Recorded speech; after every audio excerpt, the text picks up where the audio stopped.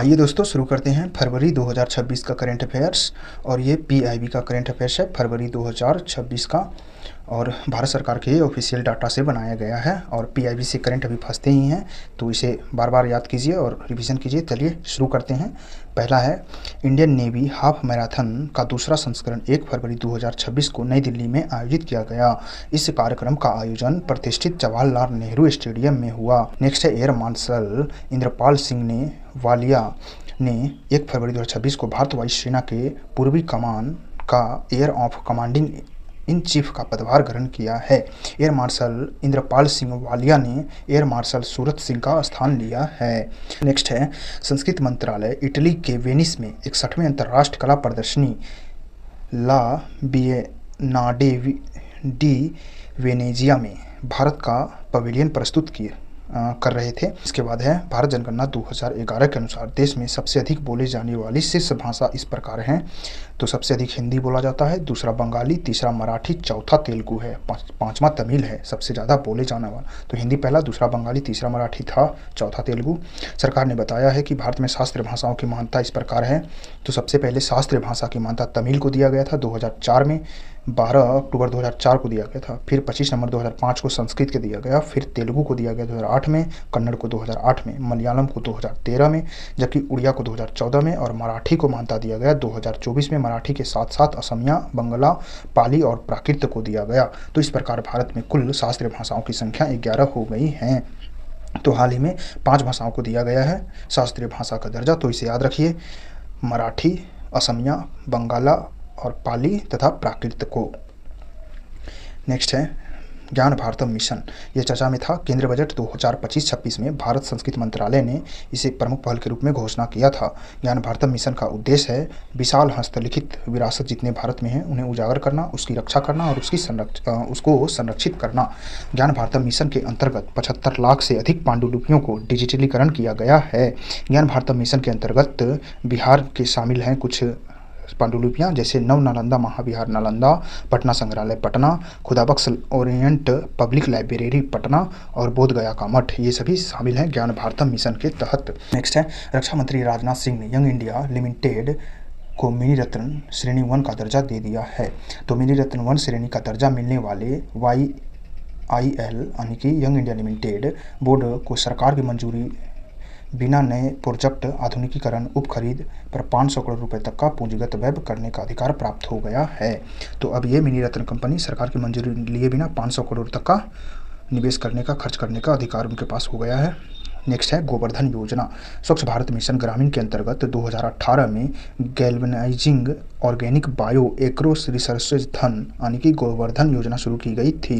Govardhan SBMG के अंतर्गत ठोस अपशिष्ट प्रबंधन एक अनिवार्य घटक है, जिसका उद्देश्य पशु गोबर, कृषि अवशेष, अन्य बायोमास सहित जैव अवघटनी, जैविक कचरे, बायोमास, संपीड़ित गैस, CBG, जैविक खाद जैसे मूल्यवान संसाधनों को परिवर्तित करके गाँव में स्वच्छता लाना है और ग्रामीण जीवन स्तर को सुधार करना है। तो ऐसे सीधा पूछा जा सकता है, गोवर्धन योजना कब आया था? 2018 में। और इसका फुल फॉर्म क्या है गोवर्धन का? तो इसका फुल फॉर्म है galvanising organic bio agro resources धन, और इसके तहत ठोस अपशिष्ट भी इसका भी अनिवार्य रूप से घटक इसमें शामिल किया जाता है। पशुओं का गोबर, कृषि अवशेष, अन्य बायोगैस का अपघटन करके इसे संपीड़ित बायोगैस बनाया जाता है और इससे गांव स्वच्छ होते हैं और उनका ग्रामीण स्तर सुधरता है। नेक्स्ट है, प्रधानमंत्री सहज बिजली घर योजना। प्रधानमंत्री सहज बिजली घर योजना अक्टूबर 2017 में मोदी जी सहज बिजली घर योजना को सौभाग्य शुरुआत किया गया था। प्रधानमंत्री सहज बिजली को 2017 में उद्देश्य था ग्रामीण क्षेत्रों में इच्छुक गैर विद्युतीकरण परिवारों को और शहरी क्षेत्रों में इच्छुक गरीब परिवारों को बिजली कनेक्शन प्रदान करना और स्वाभाविक घरेलू विद्युतीकरण करना था। तो प्रधानमंत्री सहज बिजली घर योजना कब आया था? 2017 में आया था। तो ग्रामीण क्षेत्रों और शहरी क्षेत्रों दोनों के लिए जिनको बिजली का कनेक्शन नहीं था उन्हें देने के लिए लाया गया था। इसके बाद है, भारत और तंजानिया के बीच संयुक्त रक्षा सहयोग समिति की चौथी बैठक किया गया है फरवरी में। कहाँ? तो जंजीबार में किया गया, तंजानिया के जंजीबार में किया गया था। नेक्स्ट है, मत्स्य पालन पशुपालन डेयरी मंत्रालय के अंतर्गत मत्स्य पालन विभाग ने 100 तटीय मछुआरा गांवों को विकसित करने के लिए प्रधानमंत्री मत्स्य संपदा योजना यानी कि PMMSY के तहत एक परिवर्तनकारी पहल की शुरुआत की है। तो मत्स्य पालन, पशुपालन और डेयरी मंत्रालय ने प्रधानमंत्री मत्स्य संपदा योजना के तहत कितने गाँवों को विकसित करेगी? तो 100 तटीय गाँवों को, मछुआरी गाँव को विकसित करेगी। इसके बाद नेक्स्ट है, पारादीप पोर्ट अथॉरिटी को स्वच्छ, स्थिरता, सामुदायिक भागीदारी में उत्कृष्ट प्रदर्शन के लिए पत्तन, पोत परिवहन और जलमार्ग मंत्रालय की ओर से आयोजित स्वच्छ पखवाड़ा 2025 का प्रथम पुरस्कार दिया गया है। तो स्वच्छता पखवाड़ा 2000 का प्रथम पुरस्कार 2025 का किसे दिया गया? तो पारादीप पोर्ट अथॉरिटी को दिया गया। नेक्स्ट है, राष्ट्रीय तकनीकी वस्त्र मिशन। राष्ट्रीय तकनीकी वस्त्र मिशन 2020 में 1480 करोड़ रुपए से शुरू हुआ था। इस मिशन का उद्देश्य है विशिष्ट रेशों, तकनीकी रेशों में अनुसंधान, नवाचार, स्वदेशी मशीनरी विकास, उपयोगकर्ता जागरूकता, निर्यात विधि और एक कुशल कार्यबल निर्माण करने को बढ़ावा देना। इस मिशन के तहत वस्त्रों के विभिन्न क्षेत्रों में कुल 168 अनुसंधान परियोजनाओं को मंजूरी दी गई, जिनमें 3 स्वदेशी मशीनरी विकास परियोजना, 24 स्टार्टअप और तकनीकी वस्त्रों के क्षेत्र में पाठ्यक्रम संचालित करने के लिए 45 शैक्षणिक संस्थान भी शामिल हैं। तो राष्ट्रीय तकनीकी वस्त्र मिशन कब आया था? 2020 में आया था 1480 करोड़ के साथ। इसका उद्देश्य है तकनीकी रेशों और वस्त्रों को अनुसंधान करना, उन पर नवाचार और स्वदेशी मशीनरी विकास, जागरूकता, निर्यात में वृद्धि करना, कार्यकुशल को बढ़ाना। इसके तहत जो है निजी वस्त्रों विभिन्न क्षेत्रों में कुल 168 अनुसंधान परियोजनाओं को मंजूरी दिया गया था। 3 स्वदेशी मिशन विकास योजनाएं और 24 स्टार्टअप तकनीक वस्त्रों के क्षेत्र में पाठ्यक्रम संचालित कर 45 शैक्षणिक संस्थान को भी शामिल किया गया था। नेक्स्ट है, सरकार ने 7 स्थानों का नाम PM mega integrated textile regional and April park स्थापित करने का अंतिम रूप दे दिया है। तो पीएम मित्र जो 7 पार्क स्थापित होंगे उन्हीं को अंतिम रूप दे दिया है। तो ये 7 पार्क स्थापित होंगे तमिलनाडु के विरुधनगर में, तेलंगाना के वारंगल में, गुजरात के नवसारी में, कर्नाटक के कलबुर्गी में, मध्य प्रदेश के धार में और उत्तर प्रदेश के लखनऊ में, महाराष्ट्र के अमरावती में ये स्थापित होंगे 7 पार्क। 2027-28 तक 7 वर्षों के लिए 4445 करोड़ खर्च किया जाएगा इस पर। पीएम मित्र योजना के 3 लाख यानी कि 1 लाख प्रत्यक्ष और 2 लाख अप्रत्यक्ष रोजगार मिलेगा और आशा है कि हर पार्क में अनुमानित 10,000 करोड़ रुपए का निवेश होगा। तो 3 लाख रोजगार भी होगा और 27-28 तक 7 वर्षों के लिए आया है। 7 मित्र पार्क खुलेगा कपड़ा उद्योग में। तमिलनाडु विरुधनगर, तेलंगाना वारंगल, गुजरात का नवसारी, कर्नाटक कलबुर्गी, मध्य प्रदेश धार, उत्तर प्रदेश लखनऊ, महाराष्ट्र का अमरावती। इसके बाद है श्री यमुना खेमचंद सिंह जी मणिपुर के मुख्यमंत्री बनाए गए हैं। श्रीमती नेमचा किपगेन जी को श्री लोसी दीखो को उपराज्यपाल भी बनाया गया, उप मुख्यमंत्री भी बनाया गया है। तो मणिपुर के नया मुख्यमंत्री बन गए हैं खेमचंद सिंह और 2 उप मुख्यमंत्री बने हैं किपगेन और लीसो दीखो। नेक्स्ट है, भारतीय कृषि किसान कल्याण मंत्रालय भारत सरकार द्वारा भारतीय कृषि अनुसंधान परिषद तथा आई-कार्डो के सहयोग से देश में दलहन क्षेत्र को सशक्त बनाने के उद्देश्य से 7 फरवरी 2026 को मध्य प्रदेश के सीहोर जिले में दलहन कॉन्फ्रेंस का आयोजन किया। तो इसमें कैसे सवाल बन सकते हैं ऐसे कि भारत में दलहन कॉन्फ्रेंस का आयोजन कहाँ किया गया? तब मध्य प्रदेश के सीहोर में। किस मंत्रालय के तहत? तो किसान मंत्रालय, कृषि और किसान मंत्रालय द्वारा। इसमें भारतीय कृषि अनुसंधान परिषद और आई-कार्डो ने सहयोग दिया था और फरवरी में आयोजित किया गया था। फिर है केंद्र बजट 2026-27 में एक चुनौती आधारित मार्ग के जरिए 3 समर्पित केमिकल पार्क स्थापित किए जाएंगे। राज्यों की मदद हेतु नई योजना की घोषणा किया गया है। तो बजट 26-27 में बताया गया कि 3 केमिकल पार्क स्थापित होंगे। ये पार्क क्लस्टर आधारित प्लग एंड प्ले मॉडल पर साझा किए गए बुनियादी ढांचे, मानक जलवायु संबंधी अनुपालन सुविधा होंगी। इसमें केमिकल पार्कों की स्थापना में सहायता प्रदान करने हेतु 2026-27 बजट में 600 करोड़ का आवंटन किया गया है। इस पहल का उद्देश्य घरेलू केमिकल मैन्युफैक्चरिंग को मजबूत करना, आयात निर्भरता को कम करना, वैश्विक प्रतिस्पर्धा को बढ़ावा देना है। कार्बन कैप्चरिंग, यूटिलाइजेशन, स्टोरेज के विकास, तकनीकी तैनाती और समर्थन प्रदान करने हेतु 20,000 करोड़ रुपए का आवंटन की घोषणा की गई है केमिकल पार्क पर।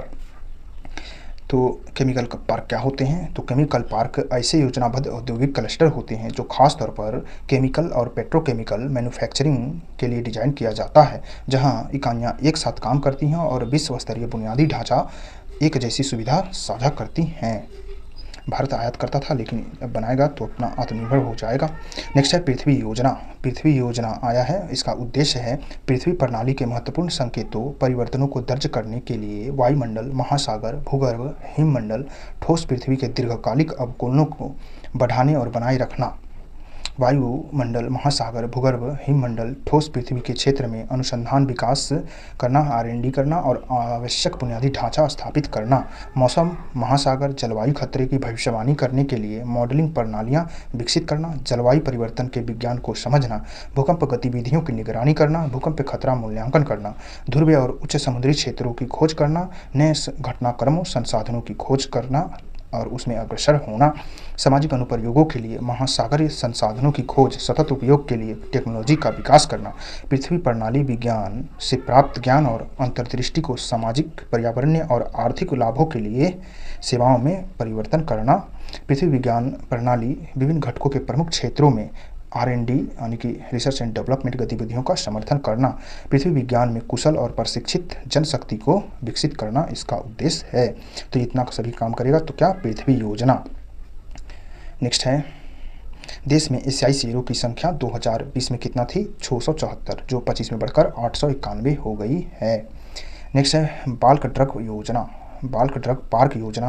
बाल्क ड्रग पार्क योजना को बढ़ावा देने की योजना मंत्रिमंडल ने 20 मार्च 2020 को मंजूरी दी थी।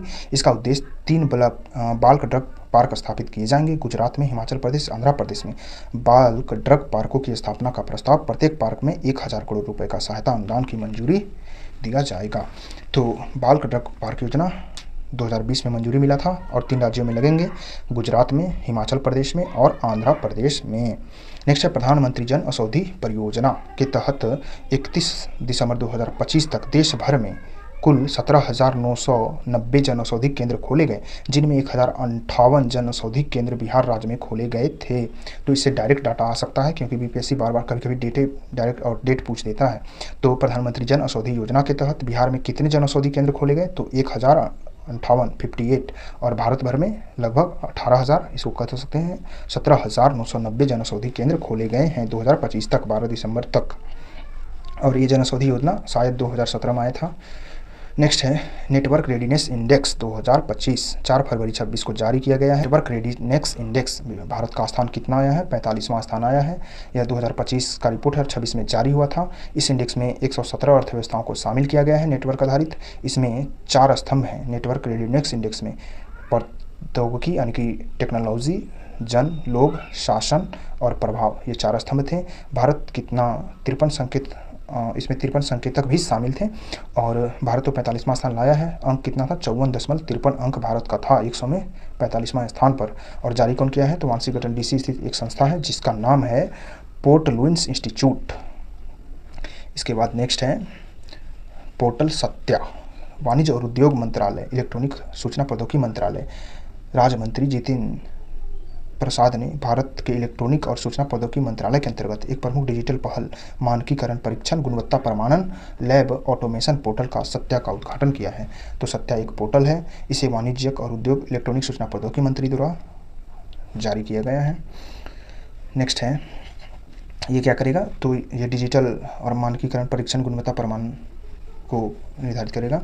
नेक्स्ट है स्वावलंबिनी योजना। कौशल और विकास उद्यमिता मंत्रालय ने नीति आयोग के महिला उद्यमिता मंच के साथ जन साझेदार के रूप में सहयोग करते हुए फरवरी 2025 में असम, मेघालय, मिजोरम, उत्तर प्रदेश, तेलंगाना के 6 उच्च शिक्षण संस्थानों, विश्वविद्यालयों में एक पायलट परियोजना के रूप में स्वावलंबिनी को शुरू किया है। यह एक महिला उद्यमिता कार्यक्रम का शुभारंभ है।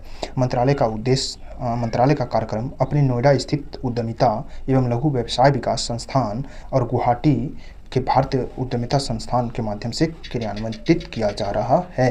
तो स्वावलंबिनी योजना किसने शुरू किया था, तो कौशल विकास उद्यमिता मंत्रालय।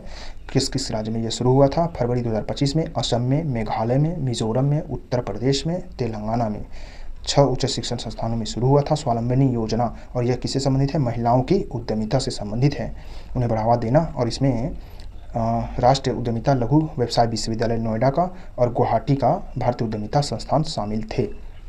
नेक्स्ट है बस्तर पंडुम त्यौहार। बस्तर पंडुम त्यौहार कहाँ मनाया गया, तो छत्तीसगढ़ में मनाया गया। इसके बाद है जैविक उत्पादों के लिए वैश्विक अग्रणी व्यापार मेला बायोफेच 2026 कहाँ किया गया, तो कंट्री ऑफ द इनर नामित किया गया था भारत को, और यह जर्मनी में आयोजन किया गया था, न्यूरेमबर्ग में 10 से 13 फरवरी को आयोजित किया गया था। तो बायोफेच 2026 भारत को कंट्री ऑफ द ईयर नामित घोषित किया गया था। नेक्स्ट है राष्ट्रीय सहकारी विकास निगम। यह सांविधिक संस्था है, भारत सरकार द्वारा 1963 में संसद से इसे अधिनियमित किया गया था। इसकी स्थापना सहकारी सिद्धांतों के आधार पर कृषि उपज, खाद्य पदार्थों, औद्योगिक वस्तुओं, पशुधन, कुछ अन्य वस्तुओं सेवाओं का उत्पादन, प्रसंस्करण, विपणन, भंडारण, निर्यात, आयात के लिए कार्यक्रमों की योजना बनाना और उनके संवर्धन के उद्देश्य को बढ़ाना, इसका काम है। तो राष्ट्रीय सहकारी विकास निगम कब आया था? 1963 में, और यह कृषि, औद्योगिक उत्पादों से प्रसंस्करण, विपणन, भंडारण आदि के लिए काम करता है। इसके बाद है भारत वायुसेना, यानी कि भारत वायुसेना 7 फरवरी 2026 को जैसलमेर में, पोखरण में एयर टू ग्राउंड रेंज में वायु शक्ति 26 अभ्यास में अपनी दक्षता प्रदर्शित किया है। पीओ चिदम्बरम बंदरगाह प्राधिकरण भारतीय हरित भवन परिषद द्वारा प्रदान किए जाने वाले सर्वोच्च प्रमाणन प्रतिष्ठित IGCB प्लेटिनम रेटिंग प्राप्त करने वाला भारत का पहला प्रमुख बंदरगाह बन गया है। इसके बाद है पैरमन प्रोजेक्ट। पैरमन प्रोजेक्ट जो है, यह project assessment, infrastructure monitoring and analysis for nation building, इसका नाम है। इसके बाद है राष्ट्रीय उत्पादकता सप्ताह, जो 12 से 18 फरवरी 2026 तक आयोजित किया गया। 12 फरवरी 2026 में नई दिल्ली में इंडिया हैबिटेट सेंटर में आयोजित राष्ट्रीय स्तर का कार्यक्रम था। राष्ट्रीय उत्पादकता परिषद ने अपना 68वां स्थापना दिवस यही मनाया था। तो राष्ट्रीय उत्पादकता सप्ताह मनाया गया 12 से 18 फरवरी 2026 में नई दिल्ली में। राष्ट्रीय उत्पादकता परिषद ने अपना 68वां स्थापना के साथ इसे मनाया था, हैबिटेट सेंटर में, दिल्ली में। इसके बाद नेक्स्ट था राष्ट्रपति द्रौपदी मुर्मू 16 फरवरी 2026 को नई दिल्ली में संस्कृत मंत्रालय द्वारा आयोजित अचलिक लिपि शब्दावली महोत्सव का उद्घाटन किया है। इस साल मान कि साल 1925 में पंडित रघुनाथ मुर्मू ने अचलिकी लिपि का आविष्कार किया था। तो इसमें ऐसे हमें लग रहा है बन सकता है सवाल कि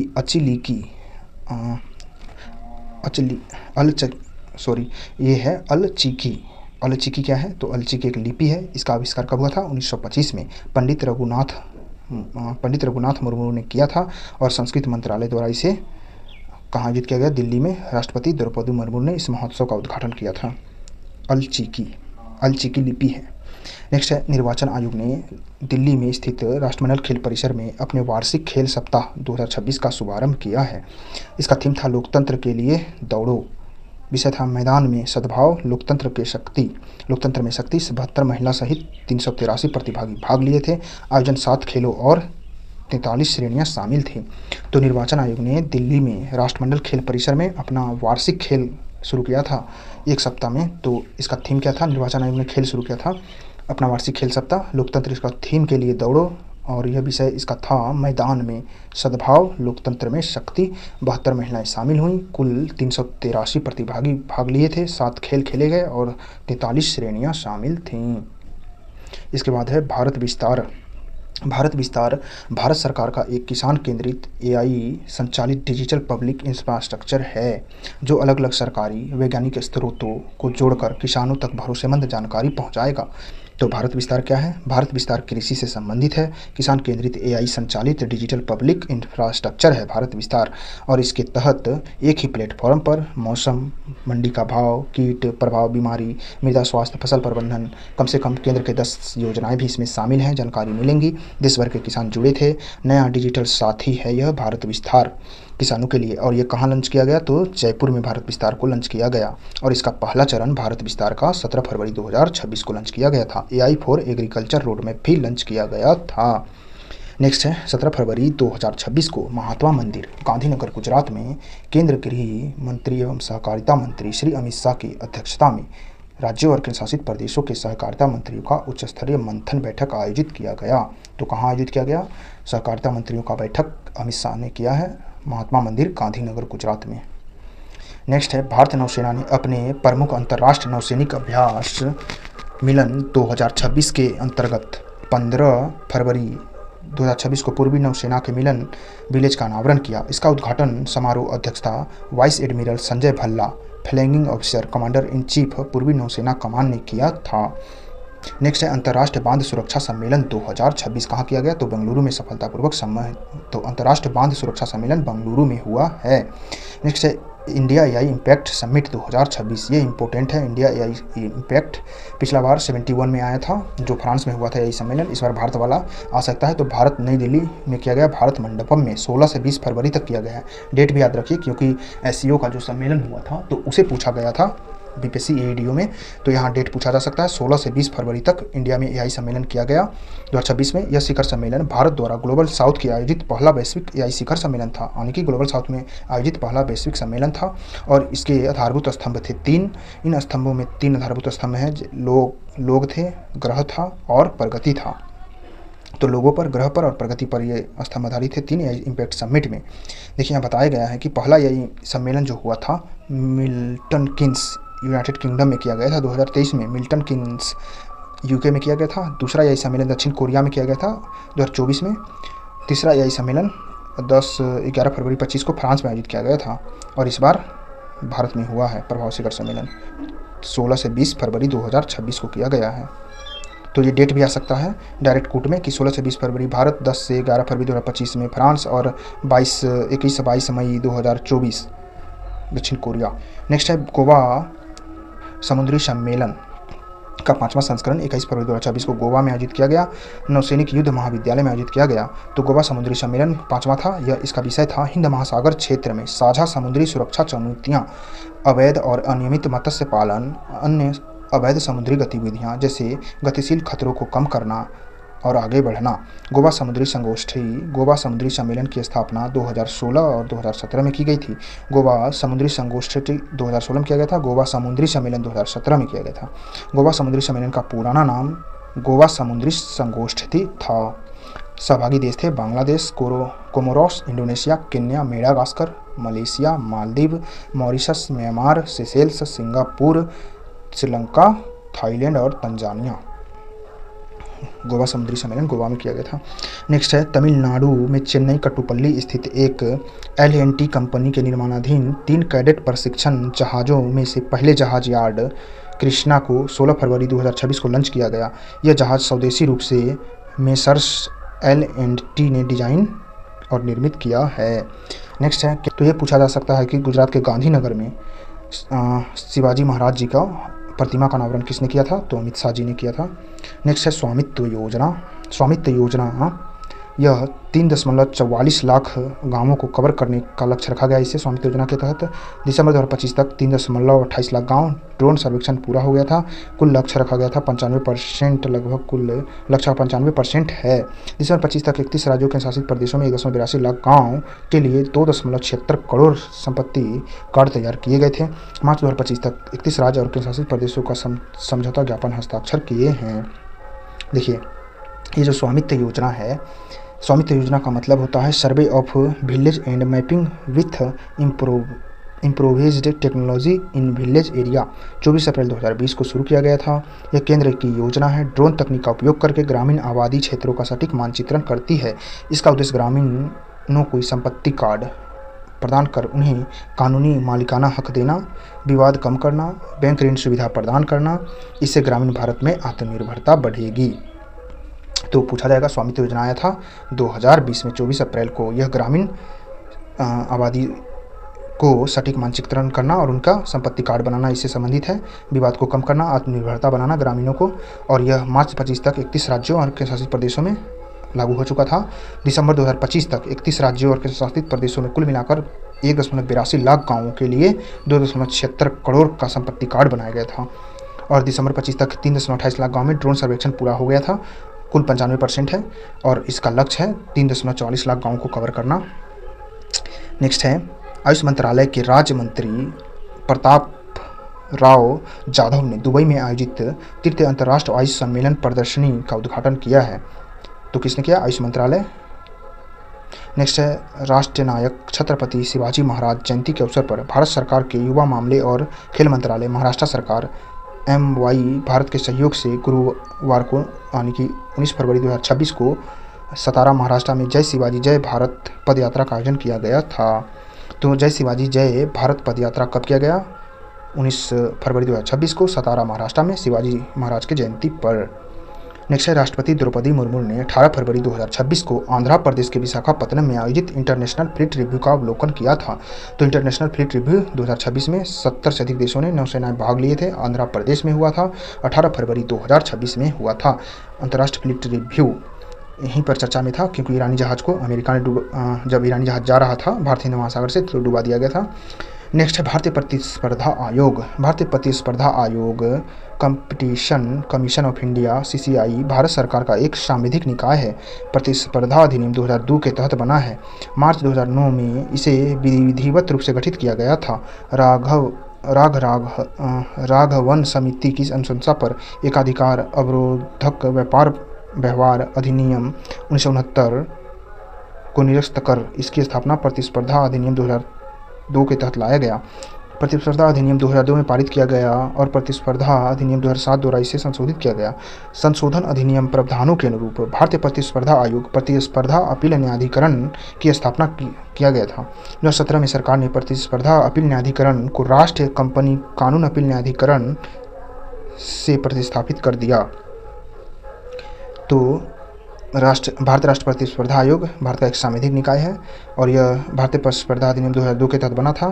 मार्च 2009 में इसका गठन किया गया और राघवन समिति की अनुशंसा पर इसे बनाया गया था, जो अवरोधक व्यापार अधिनियम 1969 का स्थान लिया था। और प्रतिस्पर्धा अधिनियम 2002 पारित किया गया था, इसे साथ में संशोधित किया गया था। भारतीय प्रतिस्पर्धा आयोग और प्रतिस्पर्धा अपील न्यायाधिकरण की भी स्थापना का इसमें प्रावधान है। 2017 में भारतीय प्रतिस्पर्धा अपील न्यायाधिकरण को राष्ट्र कंपनी कानून अधिनियम अपील न्यायाधिकरण से प्रतिस्थापित कर दिया गया। तो न्यायाधिकरण भी इसमें स्थापित था।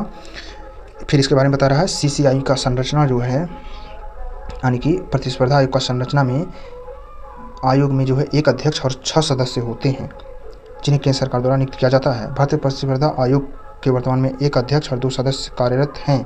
अध्यक्ष और अन्य सदस्य पूर्णकालिक सदस्य होते हैं। आयोग एक अर्ध न्यायिक निकाय है जो सांविधिक प्राधिकरणों को परामर्श देता है, अन्य मामले को भी संबोधित करता है। नेक्स्ट है, वेब्स 2026 विश्व ऑडियो विजुअल मनोरंजन शिखर सम्मेलन 1 से 4 मई 2025 को बम्बई में किया गया। जियो वर्ल्ड कन्वेंशन सेंटर में। ये तो पिछले बार भी बहुत सारे एग्जामों में आया हुआ है। 1 से 4 मई तक 2025 में बम्बई में हुआ था ऑडियो विजुअल सम्मेलन जियो कन्वेंशन सेंटर में। नेक्स्ट है, भारत के उपराष्ट्रपति CP राधाकृष्णन नई दिल्ली में स्थित इंडिया इंटरनेशनल सेंटर फॉर सांसद शशि थरूर के द्वारा लिखित पुस्तक the sage who reimagined Hinduism the life lessons and legacy of Shri Narayana Guru का विमोचन किया। तो पुस्तक the sage who reimagined Hinduism the life lessons and legacy of Shri Narayana Guru, इसके लेखक कौन है? तो शशि थरूर। इसका विमोचन नई दिल्ली में उपराष्ट्रपति CP राधाकृष्णन जी ने किया था। नेक्स्ट है, उत्तर पूर्वी यानी कि पूर्व और उत्तर पूर्वी उत्तर क्षेत्रों के लिए अखिल भारतीय राजभाषा सम्मेलन का आयोजन गृह मंत्रालय राजभाषा विभाग द्वारा अगरतला हापनिया स्थित इंटरनेशनल इंडोर एग्जीबिशन सेंटर में किया गया। तो उत्तर पूर्वी और उत्तरी क्षेत्रों के लिए अखिल भारतीय भाषा सम्मेलन का आयोजन गृह मंत्रालय के राजभाषा विभाग द्वारा कहाँ किया गया? तो अगरतला त्रिपुरा में किया गया। नेक्स्ट है, वाणिज्य और उद्योग मंत्रालय के कृषि और खाद्य प्रसंस्करण उत्पाद निर्यात विकास प्राधिकरण एपेडा ने तमिलनाडु के सेलम से कनाडा को 0.5 मीट्रिक टन GI टैग युक्त सेलम साबूदाना को निर्यात किया है। तमिलनाडु सरकार के अधीन सागो सर्व को मार्च 2023 में सेलम साबूदाने के रूप में GI टैग प्राप्त हुआ था। तो सलेम साबूदाना क्या है? यह GI टैग प्राप्त एक खाद्य है। मार्च 2023 में इसे GI टैग प्राप्त हुआ था और इसका अभी निर्यात किया गया है 0.5 मीट्रिक टन कनाडा को। नेक्स्ट है, DRDO गगनयान ड्रॉग पैराशूट का सफल क्वालिफिकेशन परीक्षण कर लिया है। तो 18 फरवरी 2026 को विक्रम साराभाई अंतरिक्ष केंद्र ISRO aerial delivery research and development establishment DRDO TBRL के विभिन्न समर्पित टीमों द्वारा इसे किया गया है। DRDO ने गगनयान के लिए ड्रोन पैराशूट का सफल परीक्षण कर लिया था। DRDO को ये क्या है? तो रक्षा अनुसंधान विकास संगठन है, भारत के अग्रणी सैन्य अनुसंधान एजेंसी है। यह तकनीकों और आत्मनिर्भरता के लिए कार्यरत है, जिसका मुख्यालय नई दिल्ली में है। इसका आदर्श वाक्य है, बलस्य मूल विज्ञानम बलस्य मूल्यम विज्ञानम DRDO का आदर्श वाक्य है। इसकी स्थापना 1958 में की गई थी।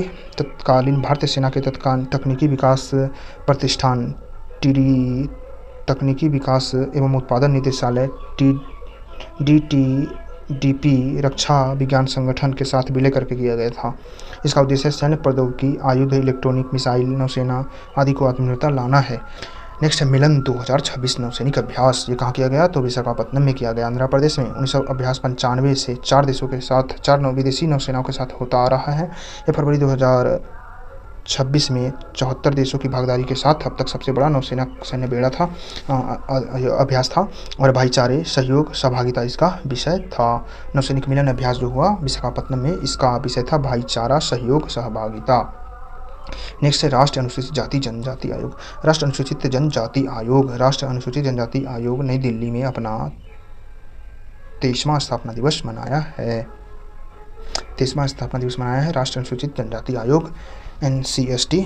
इसकी स्थापना राष्ट्रीय अनुसूचित जनजाति आयोग भारतीय संविधान के अनुच्छेद 338 के संशोधन करके किया गया था। 89वां संविधान संशोधन द्वारा यह अधिनियम 2003 में आया था। इसका नया अनुच्छेद जिसमें 338 को ये जोड़ा गया, यह एक संवैधानिक निकाय है। तो राष्ट्रीय अनुसूचित जनजाति आयोग एक संवैधानिक निकाय है क्योंकि 338 में इसका प्रावधान है और 89वां संविधान संशोधन 2003 में से जोड़ा गया था। इसका उद्देश्य जो है 338 के एक अन्य बातों के साथ साथ अनुसूचित जनजाति को संविधान के तहत या किसी अन्य कानून के तहत या सरकार के किसी अन्य आदेश के तहत ST को प्रदान किए गए विभिन्न सुरक्षा उपायों क्रियान्वयन, निगरानी करने और ऐसे सुरक्षा उपायों के कामकाज का मूल्यांकन करने को शक्ति प्रदान करता है। इसकी संरचना में एक अध्यक्ष होते हैं, एक उपाध्यक्ष होते हैं और 3 पूर्णकालिक सदस्य होते हैं। एक महिला सदस्य इसमें होनी चाहिए। तो कुल कितने सदस्य हो गए? 1, 2 और 3, 5 सदस्य हो गए। ST आयोग में 5 सदस्य और इसमें एक महिला सदस्य होनी चाहिए। सदस्य कम से कम एक सदस्य महिला होनी ही चाहिए। कार्यकारी अध्यक्ष, उपाध्यक्ष। अनुसूचित जनजाति आयोग के सदस्यों का कार्यकाल पद ग्रहण करने की तिथि से लेकर 3 वर्ष तक का होता है। सदस्य 2 से अधिक कार्यकाल के लिए नियुक्ति के पात्र नहीं होते हैं। आयोग के अध्यक्ष केंद्र कैबिनेट मंत्री या तथा उपाध्यक्ष को राज्य मंत्री का दर्जा प्राप्त होता है, जबकि अन्य सदस्यों को भारत सरकार के सचिव पद का दर्जा दिया गया है। नेक्स्ट है हिंद महासागर नौसेना संगोष्ठी। हिंद महासागर नौसेना संगोष्ठी की अध्यक्षता ग्रहण किया है भारत। हिंद महासागर नौसेना संगोष्ठी के 9वां सम्मेलन 20 फरवरी 2026 को विशाखापत्तनम में आयोजित किया गया। मंच एक ऐतिहासिक क्षण में भारतीय नौसेना ने रॉयल थाई नौसेना के IONS की अध्यक्षता ग्रहण किया। इससे पहले 2008-2010 तक भारत अध्यक्षता संभाल चुका है। फिलीपींस के पर्यवेक्षक के रूप में शामिल किया गया है इसमें। ओमान में HADR से संबंधित IONS कार्यसमूह शामिल हुए। तो हिंद महासागर नौसेना संगोष्ठी 9वां संगोष्ठी का अध्यक्षता भारत संभाल लिया है और इससे पहले थाईलैंड अध्यक्षता कर रहा था। भारत 2008 में 10 में भी अध्यक्षता किया है और इसका पर्यवेक्षक फिलीपींस देश शामिल हुआ है। 9वां सम्मेलन था और नौसेना संगोष्ठी के बारे में है। यह एक वैश्विक पहल है, स्वैच्छिक पहल है। उद्देश्य है क्षेत्रीय रूप से प्रासंगिक समुद्री मुद्दों पर चर्चा के लिए खुला समावेशी मंच प्रदान करना। हिंद महासागर क्षेत्र के तटीय राज्यों की नौसैनिक सेनाओं के बीच समुद्री सहयोग को बढ़ाना, समुद्री सुरक्षा, मानवीय सहायता, आपदा राहत बचाव जैसे मुद्दे पर कार्य करना और सहयोग, आपसी समन्वय में बढ़ावा देना। इसकी परिकल्पना भारतीय नौसेना द्वारा 2008 में की गई थी। IONS का पहला संस्करण फरवरी 2008 में नई दिल्ली में ही आयोजित किया गया था और भारतीय नौसेना 2 वर्ष 2008 से 10 तक इसकी अध्यक्षता किया था। तो भारत ने ही इसका परिकल्पना किया था और स्थापित किया था। 2008 से 10 तक अध्यक्षता किया था नई दिल्ली में। इस बार 9वां था, भारत इसकी अध्यक्षता कर रहा है। नेक्स्ट है हिंद महासागर क्षेत्र के बारे में कुछ फैक्ट है, इससे भी बन जाते हैं सवाल। यह विश्व का क्षेत्रफल में 5वां हिस्सा है। विश्व के क्षेत्रफल महासागरीय क्षेत्रफल का 5वां हिस्सा है हिंद महासागर। हिंद महासागर और हिंद प्रशांत अटलांटिक महासागर के बाद विश्व का तीसरा बड़ा महासागर है। अच्छा, क्षेत्रफल महासागरीय क्षेत्रफल में 5वां है, लेकिन महासागरों में तीसरा बड़ा महासागर हिंद महासागर। उत्तर में एशिया है, पश्चिम में अफ्रीका है, पूर्व में ऑस्ट्रेलिया है, दक्षिण में अंटार्कटिका से घिरा हुआ है। सबसे गहरा बिंदु जावा ट्रेंच है जो इंडोनेशिया में है। इसमें जो है प्रमुख समुद्र और खाड़ियाँ भी हैं। महासागर में हिंद महासागर में सबसे कम सीमांत समुद्र हैं, जिनमें लाल सागर, फारस खाड़ी, अरब सागर, अंडमान सागर, बंगाल खाड़ी, अदन की खाड़ी, ओमान की खाड़ी, ग्रेट ऑस्ट्रेलिया बाइट शामिल हैं। अंतर्राष्ट्रीय समुद्री सीमा IOR का महत्व इसका महत्व है 40 से अधिक राज्य इसमें शामिल हैं अंतर्राष्ट्रीय समुद्री सीमा में हिंद महासागर के। वैश्विक आबादी का यहाँ 40% हिस्सा है हिंद महासागर में। 2/3 तेल शिपमेंट यहीं से होता है हिंद महासागर से। 1/3 कार्गो लगभग 50% कंटेनर यातायात हिंद महासागर संभालता है, तो इसका बहुत इंपॉर्टेंट है। प्रमुख समुद्री मार्ग स्वेज नहर, बाब अल मंडेब, हॉर्मुज जलमंडल, मलक्का जलमंडल। वैश्विक व्यापार, ऊर्जा प्रवाह, रणनीतिक सुरक्षा के लिए महत्वपूर्ण हिंद महासागर। हिंद महासागर क्षेत्र शासन 1997 में स्थापित हुआ था। हिंद महासागर रिम एसोसिएशन एक अंतर सरकारी मंच है, सर्वोच्च निकाय है। विदेशी मंत्रियों की परिषद नीतियाँ निर्धारित करने के लिए वार्षिक बैठक करता है हिंद महासागर। श्रीलंका वर्तमान में IORA का अध्यक्ष है, जबकि भारत वर्तमान में उपाध्यक्ष है और ट्रोइका का सदस्य है। 2025 से 27 के लिए अध्यक्षता करेगा। तो हिंद महासागर रिम एसोसिएशन का भी अध्यक्ष कौन है? तो श्रीलंका है और भारत उपाध्यक्ष है। भारत 2000 ट्रोइका का हिस्सा है, 2025 से 27 तक अध्यक्षता करेगा। हिंद महासागर रिम एसोसिएशन हिंद महासागर क्षेत्र शासन 1997 में स्थापित हुआ था और हिंद महासागर रिम एसोसिएशन हिंद महासागर का महत्व ये है कि 40 से अधिक देश इसमें शामिल हैं। वैश्विक आबादी लगभग 40% हिंद महासागर में है। कार्गो 1/3 यहाँ से गुजरता है, 50% कंटेनर गुजरते हैं और 2/3 तेल शिपमेंट हिंद महासागर से ही होता है। नेक्स्ट है उपराष्ट्रपति राधाकृष्णन, यानी कि CP राधाकृष्णन ने नई दिल्ली में उपराष्ट्रपति भवन में तमिल और गुजराती भाषा में भारतीय संविधान का अनुवादों का संस्करण का कानूनी शब्दावली के 8वें संस्करण का विमोचन किया है। नेक्स्ट है उपराष्ट्रपति CP राधाकृष्णन नई दिल्ली में doctor Bhimrao Ambedkar international centre में श्री विजय गोयल द्वारा लिखित coffee table book Atal Bihari Vajpayee the internal statement का विमोचन किया है। तो Atal Bihari Vajpayee the internal statement किसने लिखा है? श्री विजय गोयल द्वारा लिखा गया है और इसका उद्घाटन नई दिल्ली में CP राधाकृष्णन ने किया था। नेक्स्ट है उपराष्ट्रपति CP राधाकृष्णन नई दिल्ली में ही भारत मंडप में टाइम्स ऑफ इंडिया ग्रुप द्वारा आयोजित राष्ट्र कॉकपिट सामाजिक उत्तरदायित्व शिखर सम्मेलन 2026 को संबोधित किया है। तो ये भी है टाइम्स ऑफ इंडिया का राष्ट्र कॉर्पोरेट सामाजिक उत्तरदायित्व शिखर सम्मेलन का संबोधित CP राधाकृष्णन। नेक्स्ट है भारत सरकार उपभोक्ता मामले के विभाग ने छत्तीसगढ़ सरकार के सहयोग से 20-21 फरवरी 2026 तक रायपुर छत्तीसगढ़ में उपभोक्ता संरक्षण तंत्र मजबूत करने पर 2 दिवसीय क्षेत्र कार्यशाला का आयोजन किया है। तो उपभोक्ता मामले के विभाग छत्तीसगढ़ सरकार के सहयोग से उपभोक्ता संरक्षण तंत्र को मजबूत करने पर 2 दिवसीय क्षेत्र सम्मेलन कार्यशाला कहाँ आयोजित किया? रायपुर छत्तीसगढ़ में।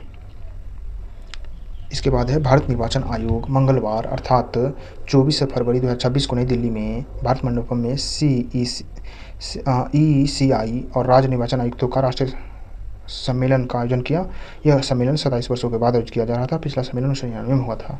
अच्छा, मुख्य निर्वाचन आयुक्तों और निर्वाचन आयुक्तों का सम्मेलन नई दिल्ली में किया गया, 27 वर्षों के बाद हुआ है और दिल्ली में हुआ है 24 फरवरी 2026 को। 1999 में पहली बार हुआ था। नेक्स्ट है वस्त्र मंत्री श्री गिरिराज सिंह ने नई दिल्ली में जनपद स्थित हैंडलूम हाट में विशेष हथकरघा प्रदर्शनी का उद्घाटन किया। राष्ट्रीय हथकरघा विकास निगम का 43वां स्थापना दिवस समारोह था। तो वस्त्र मंत्री गिरिराज सिंह थे। हथकरघा का हैंडलूम हाट का उद्घाटन दिल्ली में किया है, 43वां स्थापना दिवस था। नेक्स्ट राष्ट्रपति ने PD हिंदुजा अस्पताल को राष्ट्रव्यापी अभियान जीवन बचाओ एक स्वस्थ भारत बनाओ का उद्घाटन किया। तो जीवन बचाओ एक स्वस्थ भारत बनाओ उद्घाटन कहाँ किया गया? अस्पताल में, PD हिंदुजा अस्पताल में राष्ट्रपति द्वारा। नेक्स्ट है उपराष्ट्रपति CP राधाकृष्णन नई दिल्ली में ही संकला फाउंडेशन के सहयोग से US इंडिया पार्टनरशिप फोरम द्वारा आयोजित पर्यटन शिखर सम्मेलन का नेतृत्व शिखर सम्मेलन का उद्घाटन किया। तो US इंडिया पार्टनरशिप फोरम द्वारा आयोजित संकला फाउंडेशन के सहयोग से पर्यटन शिखर नेटवर्क का उद्घाटन किसने किया? CP राधाकृष्णन उपराष्ट्रपति नई दिल्ली में किया था। नेक्स्ट प्रधानमंत्री मोदी जी की अध्यक्षता में केंद्रीय मंत्रिमंडल ने केरल राज्य का नाम बदल दिया। केरलम का प्रस्ताव को मंजूरी दे दिया है। देखिए नाम बदलने का प्रक्रिया क्या क्या है। तो अनुच्छेद 3 के तहत नाम बदला जाता है। नए राज्य का गठन या सीमा घटाना है या नाम परिवर्तन करना इसी में है। यह विधि तब शुरू होती है जब राज्य विधानसभा नाम परिवर्तन के लिए प्रस्ताव पारित करती है और गृह मंत्रालय को भेजती है। गृह मंत्रालय प्रस्ताव मंजूरी दे देता है। इसके बाद विधेयक संसद में केवल राष्ट्रपति के पूर्व अनुशंसा से प्रस्तुत किया जाता है। अच्छा, राष्ट्रपति के पूर्व अनुशंसा के बाद पूर्व अनुशंसा से पहले पेश किया जाता है। यदि विधेयक किसी राज्य के नाम या सीमा परिवर्तन प्रभावित करता है तो राष्ट्रपति से विधेयक का प्रारूप संबंधित राज्य विधानसभा को भेजना आवश्यक होता है। अगर कोई प्रभावित होता है तो इसे राष्ट्रपति उसे विधानसभा को लौटा सकते हैं। राज्य विधानसभा राष्ट्रपति के दौरान नाम निर्देशित समय सीमा के भीतर अपने विचार व्यक्त करने के लिए कहा जाता है। संसद राज्य विधानमंडल के विचारों को मानने के लिए बाध्य नहीं है, उन्हें स्वीकार कर सकती है या अस्वीकार कर सकती है। इस विधेयक के पारित होने के लिए संसद में केवल साधारण बहुमत आवश्यक होता है। 368 के तहत संविधान संशोधन नहीं माना जाता है, इसे सिर्फ साधारण विधेयक से हो सकता है। संसद इसे पारित होने के बाद विधेयक को राष्ट्रपति के पास स्वीकृति के लिए भेजती है। राष्ट्रपति सहमति मिलने के बाद नाम परिवर्तन कानून बन जाता है। यह पहली अनुसूची में संशोधन हो जाता है। नेक्स्ट है, केंद्रीय आयुष मंत्रालय अखिल भारतीय आयुर्वेद कांग्रेस के सहयोग से महाराष्ट्र में बुल्ढाना जिले में सेगांव में 8 से 25 से 28 फरवरी तक 4 दिवसीय राष्ट्रीय आरोग्य मेला 2026 का आयोजन किया है। तो राष्ट्रीय आरोग्य मेला कहाँ किया गया? बुल्ढाना में, महाराष्ट्र में, सेगांव में, अखिल भारतीय आयुर्वेद संस्थान के सहयोग से। तो ये थे फरवरी 2026 के PIB के महत्वपूर्ण करंट अफेयर्स। धन्यवाद दोस्तों।